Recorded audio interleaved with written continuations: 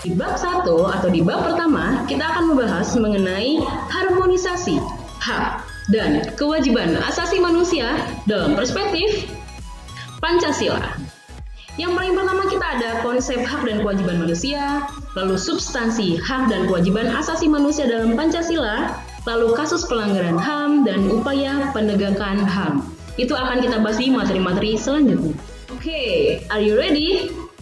Ready dong pastinya. Nah, yang pertama mengenai konsep hak dan kewajiban manusia. Kali ini kita akan kupas tuntas mengenai HAM. Apa sih itu HAM? Apa ya? Yang tahu silahkan komentar di kolom komentar. Hak asasi manusia merupakan anugerah Tuhan Yang Maha Esa kepada manusia sejak dalam kandungan. Nah, bersifat universal nih, dalam arti tidak mengenal batasan-batasan. Baik umur, jenis kelamin, negara, ras, agama, dan budaya. Jadi semua orang itu pasti punya hak. Di pembahasan kali ini, hak dasar yang melekat pada diri manusia itu ada 3, yaitu kehidupan, kebebasan, dan kebahagiaan. Nah, ini adalah hak dasar yang kalian semua pasti miliki, setiap manusia pasti miliki, yaitu kehidupan, kebebasan, dan kebahagiaan. Di dalam Undang-Undang Nomor 39 Tahun 1999 mengenai HAM, menyebutkan bahwa hak asasi manusia merupakan hak dasar secara kodrati melekat pada diri manusia, bersifat universal dan langgeng, sehingga harus dilindungi, dihormati, dipertahankan, dan tidak boleh diabaikan, baik dikurangi atau dirampas oleh siapapun. Jadi semua orang itu pasti punya hak yang harus kita miliki, kayak gitu. Di dalam Undang-Undang Nomor 39 Tahun 1999 banyak hak-hak yang diatur dalam undang-undang. Nih contoh-contohnya nih ya, kalian bisa baca di atas ini. Yuk dibaca aja, jadi dari hak untuk hidup, untuk kesejahteraan, dan lain-lain. Kayak gitu. Jadi ini baru sedikit dari hak yang kita punya ya, masih banyak hak yang kita punya dan kita miliki gitu. Kesimpulannya, hak asasi manusia. Hak asasi manusia adalah hak dasar yang dimiliki oleh manusia menurut kodratnya. Itu inti dari pembahasan mengenai hak atau HAM. Membahas mengenai hak, kita akan membahas mengenai kewajiban.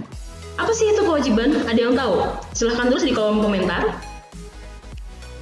Di sini yang disebut sebagai kewajiban. Apa sih itu kewajiban? Nih, segala sesuatu yang harus dilaksanakan dengan penuh tanggung jawab. Di dalam ketentuan pasal ayat 2 Undang-Undang Republik Indonesia tahun nomor 39 tahun 1999 tentang HAM, kewajiban dasar manusia adalah seperangkat kewajiban yang apabila tidak dilaksanakan, tidak memungkinkan terlaksananya dan tegaknya hak asasi manusia. Nah, di sini artinya antara hak dan kewajiban harus seimbang. Nah, di sini nih ada yang penasaran sama contoh-contoh dari kewajiban itu apa aja sih, Bu? Kewajiban itu apa aja sih gitu. Nah, apabila lawan kata dari hak adalah kewajiban, maka berikut beberapa kewajiban yang perlu dilakukan setiap individu sesuai dengan Undang-Undang Nomor 39 Tahun 1999. Di antaranya berikut ini. Kewajiban dalam memberikan kebebasan terhadap orang lain dalam menentukan hidupnya dan lain-lain. Ini baru sebagian kecil ya dari sebagian besar kewajiban yang harus kita lakukan. Nah, di sini Ibu juga akan membahas mengenai sejarah hak asasi manusia atau sejarah HAM. Nah, di sini ada yang penasaran nggak? Siapa sih dia yang hidungnya mancung? Nah, di sini dia adalah sejarawan atau yang disebut sebagai John Locke. Sejarah hak asasi manusia berawal dari dunia Eropa atau Barat nih. Seorang filsuf Inggris pada abad ke-17, John Locke, merumuskan adanya hak alami atau natural right yang melekat pada setiap diri manusia, yaitu hak atas hidup, hak kebebasan, dan hak milik. Pada waktu itu, hak masih terbatas pada bidang sipil atau pribadi aja, dan juga politik. Nah, sejarah berkembang hak asasi manusia ditandai dengan adanya 3 peristiwa penting di dunia barat. Dari Magna Carta, Revolusi Amerika, dan Revolusi Prancis. Nah, di sini Ibu akan sebutkan ciri-ciri hak asasi manusia. Itu ada 4. Ada 4 ya ciri-ciri hak asasi manusia. Yang pertama adalah hakiki. Hak asasi manusia adalah hak semua umat manusia yang sudah ada sejak lahir.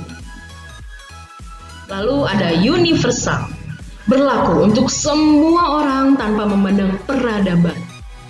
Menyeluruh ya. Selanjutnya ada tidak dapat dicabut atau diserahkan kepada orang lain, karena hak yang kita miliki semua orang juga punya hak gitu. Jadi ngapain kita ngasih ke orang lain kan? Buat apa gitu. Yang berikutnya tidak dapat dibagi. Semua orang berhak mendapatkan yang namanya hak. Itu semua orang pasti punya, tanpa terkecuali. Nah, di sini artinya dari pembahasan hak dan kewajiban yang kita bahas dari tadi nih, hak dan kewajiban asasi manusia merupakan hal yang saling berkaitan, sangat berkaitan erat. Keduanya mempunyai hubungan kausalitas atau hubungan sebab dan akibat. Nah, artinya seseorang mendapatkan haknya karena memenuhi kewajiban. Dan hak yang didapatkan seseorang adalah akibat dari kewajiban yang dipenuhi oleh dirinya sendiri. Jadi seperti itu. Ada sebab, ada akibat. Kalian melakukan kewajiban kalian, kalian akan mendapatkan hak kalian. Nah, kayak gitu. Apakah dapat dipahami? Baiklah, cukup sekian pembahasannya.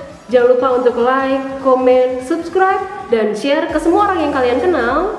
Dan jika di dalam materi ada yang tidak kalian pahami atau ingin sharing dan berdiskusi, jangan lupa follow Instagram dan DM di @nurul_aisyarin.